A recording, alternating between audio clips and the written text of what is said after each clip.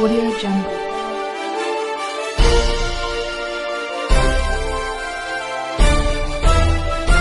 Audio Jungle. दोस्तों नमस्कार। Maxon news के खास बुलेटिन में मैं विनय गोयल आप सबका स्वागत करता हूं। आज की सबसे बड़ी राजनीतिक खबर ये है कि दिल्ली के सीएम और आम आदमी पार्टी के संयोजक अरविंद केजरीवाल ने अपने दिल्ली के कार्यालय में बैठकर अपने कार्यकर्ताओं के बीच में जेल के अनुभवों को साझा करते हुए ये ऐलान कर दिया कि अब हमको दिल्ली के विधानसभा चुनावों की तैयारी में जुट जाना चाहिए। उन्होंने जेल के तमाम अनुभवों को अपने कार्यकर्ताओं के बीच में रखा और अरविंद केजरीवाल ने अपने कार्यकर्ताओं के बीच में बैठकर तानाशाही सरकार और जेल के अफसरों की मनमानी को बताते हुए ये कहा कि पिछले 15 अगस्त के दिन में मैंने एलजी के नाम एक चिट्ठी लिखी थी जिसमें मैंने निवेदन किया था, अनुरोध किया था कि जब दिल्ली का सीएम अरविंद केजरीवाल जेल में हैं तो उनकी जगह पर उनके मंत्रिमंडल की जो महिला मंत्री हैं आतिशी, उनको झंडारोहण करने दिया जाए। जेल प्रशासन ने उनके इस पत्र को एलजी तक नहीं पहुंचाया और साथ में उनको यह हिदायत दी कि अगर आपने ऐसा कुछ किया, अगर अब की बार आपने कोई चिट्ठी पत्री एलजी के नाम लिखी तो आपको जेल में आपके परिवार से मिलने वाले घर के सदस्यों को बैन कर दिया जाएगा, यानी आपकी मुलाकात आपके परिवार वालों से नहीं होने दिया जाएगा। इस तरीके का जो शर्मनाक हरकत जेल प्रशासन, तिहाड़ जेल प्रशासन ने की, उसके बारे में अरविंद केजरीवाल ने जब जनता अपने नागरिकों, अपने कार्यकर्ताओं के बीच में बताया तो लोगों ने केंद्र सरकार और जेल प्रशासन के लिए मुर्दाबाद मुर्दाबाद यानी डाउन डाउन कर केंद्र सरकार की नीतियों की भर्त्सना की। ऐसे में ही अरविंद केजरीवाल ने अपने कार्यकर्ताओं से कहा कि जेल में मेरे ऊपर इतना दबाव बनाया गया कि केंद्र सरकार चाहती थी कि किसी तरीके से अरविंद केजरीवाल टूट जाए, उनकी पार्टी को ख़त्म कर दिया जाए। दिल्ली में जो तानाशाही रूप को अख्तियार किया जा रहा था एलजी के थ्रू, जो कि दिल्ली सरकार के हर काम में अड़चन मचाते थे, अड़चन डालते थे, उनको लेकर जिस तरीके से केंद्र के इशारे पर एलजी विनय कुमार सक्सेना दिल्ली सरकार को परेशान करने के लिए किसी भी हद में जा सकते थे। दोस्तों, जिस तरीके से अरविंद केजरीवाल ने अपने कार्यकर्ताओं से कहा कि अब वो समय आ गया है कि हमें अब चुनाव की तैयारी में जुट जाना चाहिए।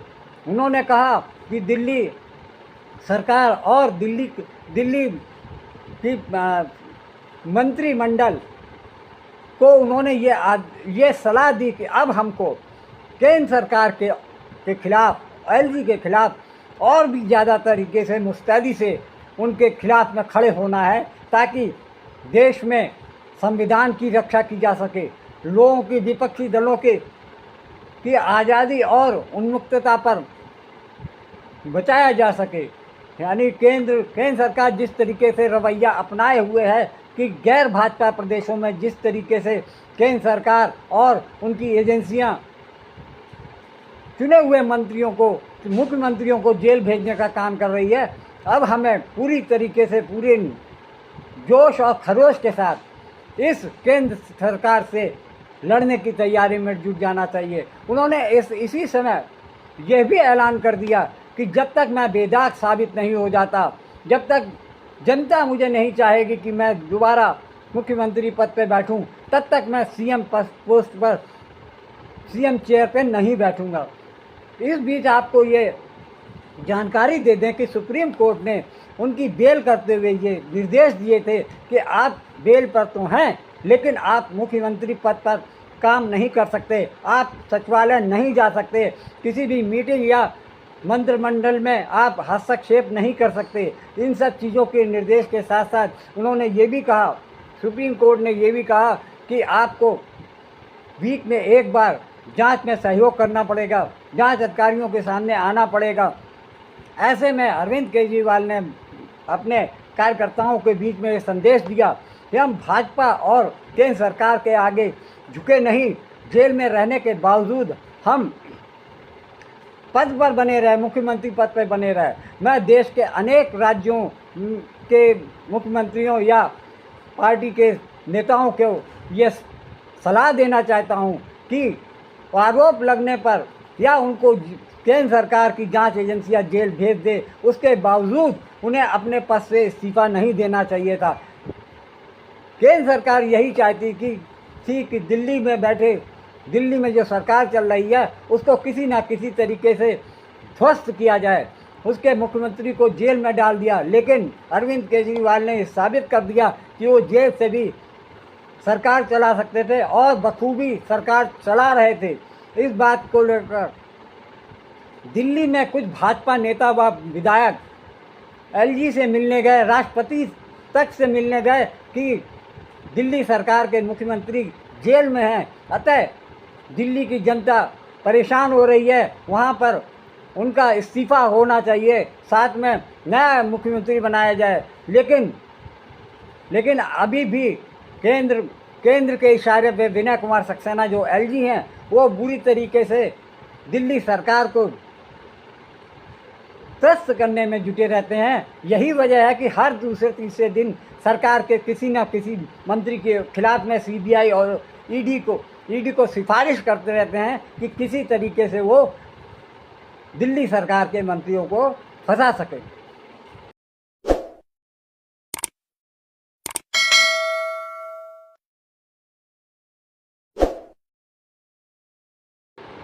अरविंद केजरीवाल के जेल जाने के बाद सुनीता केजरीवाल ने जिस तरीके से पार्टी को संभाला, उसको हैंडल किया और प्रचार प्रसार में जिस तरीके से उन्होंने बहुत ही लगन और एकजुटता के साथ में अपने प्रत्याशियों का प्रचार प्रसार किया, उनके लिए वोट मांगे, उससे साफ जाहिर हो रहा था कि बीजेपी की जो मंशा है कि पार्टी को तोड़ के किसी तरीके से उनके विधायकों की खरीद फरोख्त करके दिल्ली में एक बार भाजपा की सरकार बन जाए। लेकिन जो हालात दिखे उससे साफ जाहिर हो गया कि पार्टी एकजुट है। सुनीता केजरीवाल के प्रति किसी की भी कोई भी गलत इरादा नहीं रखा गया और सुनीता केजरीवाल ने भी पार्टी के कार्यकर्ताओं के बीच में रहकर पार्टी के उम्मीदवारों को जिताने का भरपूर प्रयास किया।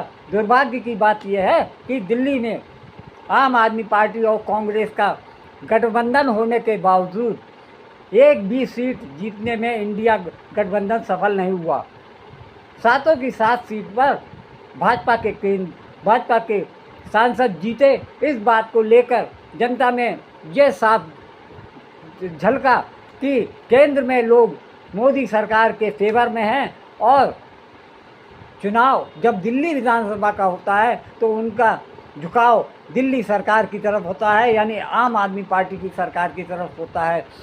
अब लोग केजरीवाल ने जो इस्तीफ़ा देने की पेशकश की है उससे साफ जाहिर हो रहा है कि लोग इसे मास्टर स्ट्रोक कह रहे हैं। उनके हिसाब से अरविंद केजरीवाल ने जिस तरीके से इस्तीफ़ा देने की पेशकश की है उससे पूरे दिल्ली में एक उनके प्रति संवेदना उत्पन्न हो रही है। लोग इस बात से बहुत दुखी हैं कि सीएम के रूप में जब अरविंद केजरीवाल इस्तीफ़ा दे रहे हैं तो उनको जो उनके रहते हुए जो सुविधाएं मिल रही हैं क्या वो मिलती रहेंगी, इस पे भी लोग सोच रहे हैं। क्योंकि 3 महीने बाद ही महाराष्ट्र में चुनाव होने वाले हैं और ऐसे में दिल्ली में भी अगर चुनाव हो जाते हैं तो ऐसे में जनता की संवेदनाएं, सहानुभूति आम आदमी पार्टी की तरफ रहे। सीएम केजरीवाल ने जिस तरीके का आज भाषण दिया उससे साफ जाहिर होता है कि वो अपने आप को एक ईमानदार, कट्टर देशभक्त की छवि बनाने के लिए है, जिससे कि जनता में जो उनकी इमेज है भाजपा ने खराब करने की कोशिश की कि आम आदमी पार्टी की सरकार के बड़े बड़े नेता भ्रष्टाचार के आरोप में जेल में बंद हैं। बार बार यही कहते थे भाजपा के नेता और केंद्रीय मंत्री कि अगर वो ईमानदार हैं तो जेल में क्यों हैं, उनको सरकार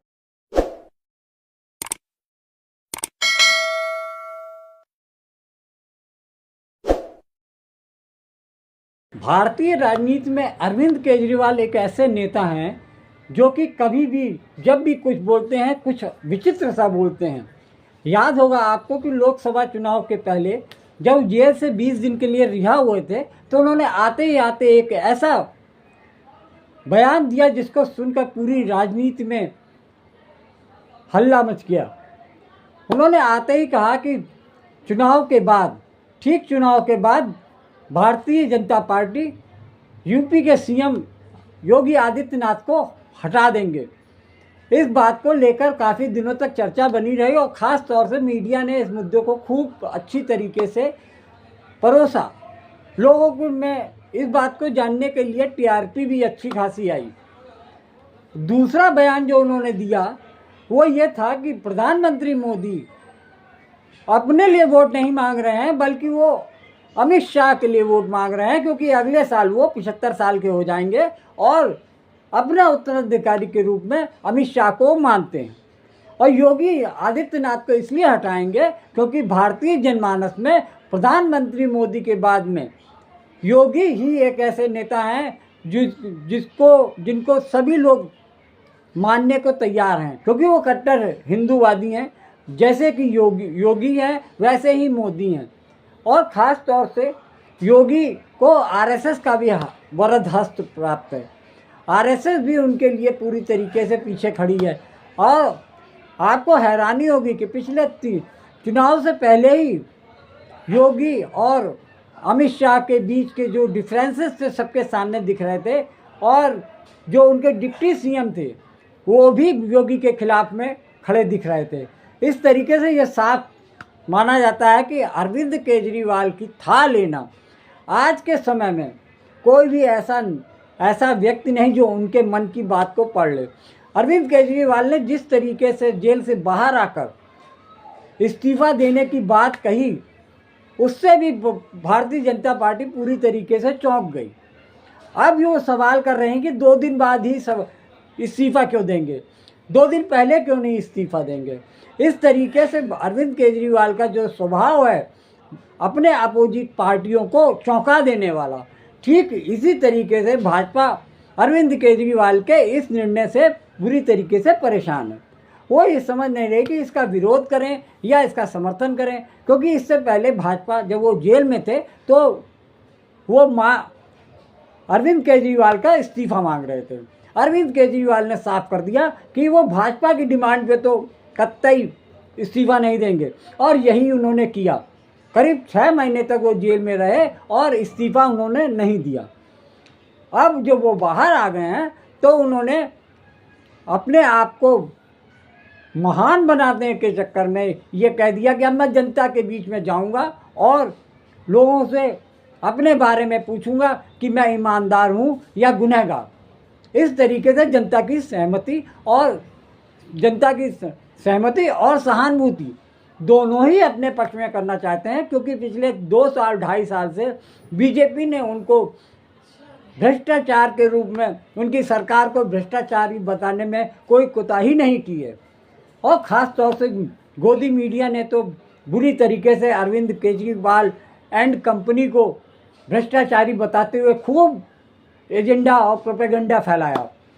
अरविंद केजरीवाल ने जिस तरीके से ये जता दिया कि अगर बीजेपी डाल है तो वो पात हैं, अपने निर्णयों से जिस तरीके से भाजपा और अन्य दलों को उन्होंने चौंकाया है, इसी तरीके से अब वो अगले विधानसभा चुनाव की तैयारी में जुट गए हैं। और उनका ये मानना है कि वो जब तक बहुमत प्राप्त नहीं कर लेंगे, जनता का आशीर्वाद नहीं ले लेंगे, तब तक वो सीएम पद पे नहीं बैठेंगे। अब सवाल उठ रहा है कि अरविंद केजरीवाल की जगह कांटों का ताज पहनने के लिए कौन तैयार होगा, या किसे अरविंद केजरीवाल अपना उत्तराधिकारी मानने जा रहे हैं।